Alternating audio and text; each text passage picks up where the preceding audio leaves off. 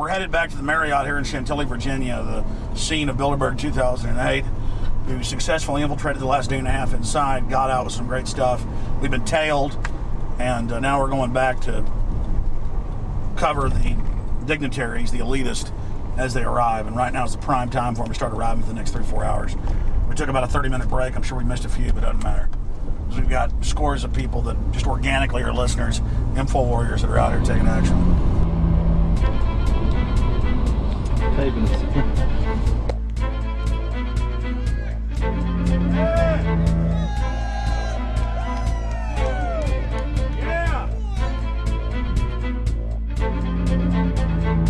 we're going to be out here for the next 3 days while you try to chart the future of our destiny. We're taking our destiny back. You're not our gods or our masters.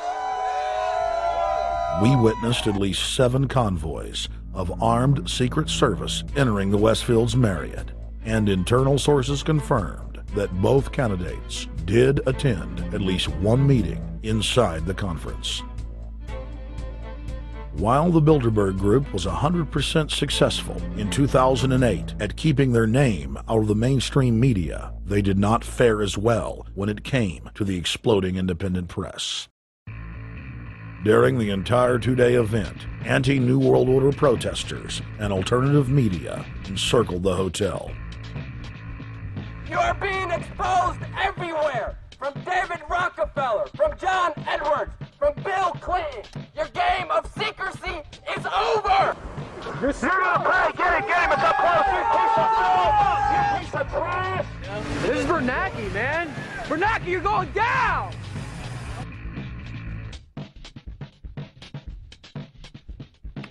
Obama, we know you're here, Obama. You cleared your schedule for the next 3 days. We know you're in Virginia. Arch criminals! New World Order scum! We are not your slave scum! Brave Americans came from all over the United States and bullhorned the main conference hall at close range as the global power brokers schemed inside. You are criminals! You control the central bank, you control the currency, and you're turning our beautiful country and world into a nightmare! The global elite are desperate to keep their organizational meetings a secret. They are keenly aware that if the population discovers that policy is being developed covertly by powerful special interest, the people will revolt. It is our duty to expose these criminals. It's a criminal act under federal law for federal officials to have private meetings to discuss world policy with non-federal workers. So everybody from the State Department, Treasury Department, White House, Defense Department, and others who show up, as they always do, they're committing a criminal act simply by being here to attend a secret meeting with officials from other countries to discuss U.S. policy in the world. So literally it's a criminal act. And every newspaper, every broadcaster has a patriotic duty to expose these scum and the evil they project. The election primaries served as a great diversion, while the true future course of the nation was being set behind closed doors. You've got, obviously, the Bilderberger Group, founded by the former Nazi Prince Bernhard of Holland. You've got the Trilateral Commission, founded by David Rockefeller's Zbigniew Brzezinski. They're the ones who ran the Carter administration. Everybody in the Carter administration, from Carter and Mondale and Volcker and Brzezinski, were all members of the Trilateral Commission. Founding member of rap sensation Public Enemy, Professor Griff, gave us his view of the Obama phenomenon. Barack Obama's been given a pass by the Blue Bloods. He's been given the okay by certain secret societies for them to let him in.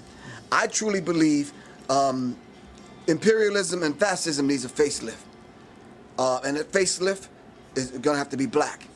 And the reason why I believe that, simply because I think they're trying to go into Africa. Well, they're already in Africa. But they want to totally control all the natural minerals that they're going to need to carry themselves into the 21st, 22nd, and 23rd centuries. You follow me? So I think they have to go through a phase of galvanizing the masses of dark-skinned people. that truly believe that change needs to come, but the change that they're talking about is not necessarily change for the better as far as the masses of the people. It's probably a better change for them. It's not going to change for us, the little man on the totem pole. And no one looks at the agenda. Long as he positions himself right, have the right tie on, have the right smile, repeats the slogans over and over and drives it home, the average American is just going to swallow it hook, line, and sinker. And we don't even know what the agenda is. Writing in his 1964 book, With No Apologies, Senator Barry Goldwater said, "The Trilateral Commission is intended to be the vehicle for multinational consolidation of the commercial and banking interest by seizing control of the political government of the United States. The Trilateral Commission represents a skillful, coordinated effort to seize control and consolidate the four centers of power: political, monetary, intellectual, and ecclesiastical. What the Trilateral Commission intends is to create a worldwide economic power superior to the political governments of the nation-states involved. As managers and creators of the system, they will rule the future." Bilderberg issues executive decisions and prime directives to its subdirectorates for implementation. The Trilateral Commission takes the Bilderberg Group agenda and executes it through regional roundtable groups throughout Europe, Asia, and the Americas. The Council on Foreign Relations serves as the managing roundtable group in the United States sector. The Council on Foreign Relations has dominated every administration since the days of FDR. The way in which they make policy and rule is that they are a polycentric oligarchical system. You have to be a finance oligarch. Remember, this is not a society ruled by generals, not by priests, not by bureaucrats, not by demagogues, none of those, but by bankers. Bankers rule, and the bankers set up these institutions. They set up things modeled on the Royal Institute for International Affairs, Chatham House, and the Milner Round Table of the period right after the Boer War, so even before World War I. You had the British setting up these round tables, institutes with publications and conferences, and this is how they make policy. Upon Obama's inauguration, members of the Bilderberg Group, Trilateral Commission, and CFR flooded into every position of power in the executive branch, replacing Trilateral Commission and CFR members who previously filled the positions during the Bush administration. When you look at the U.S. ruling class, you'd have to say that they're a really pathetic bunch of failures and bunglers. They are a miserable excuse for a ruling class. And that's one of the big problems we have, is you go from Clinton to Bush to Obama. What stays the same is the ruling elite that gives these puppets the orders that they act on. And these orders are wrong-headed, let's say the least. They're basically bankrupt. They're going to lead to the collapse of this civilization. What they're doing is using the existence of the United States as a formerly powerful nation state to act out their Wall Street fantasies of world domination and maintaining their capital structures and maintaining their system of looting. And this can't be done.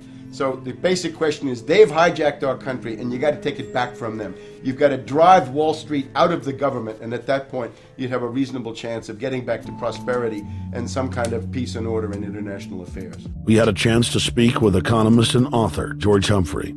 They have created a power elite, and we're not talking about the millionaire down the street. You can't even be a member of their club unless you're a multi-billionaire.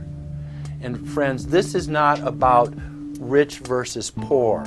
This is about a very, very small handful of the worst criminal element on this planet, manipulating and destroying the good people of this nation and of this world. About this Obama with change. Look at the people he's put in.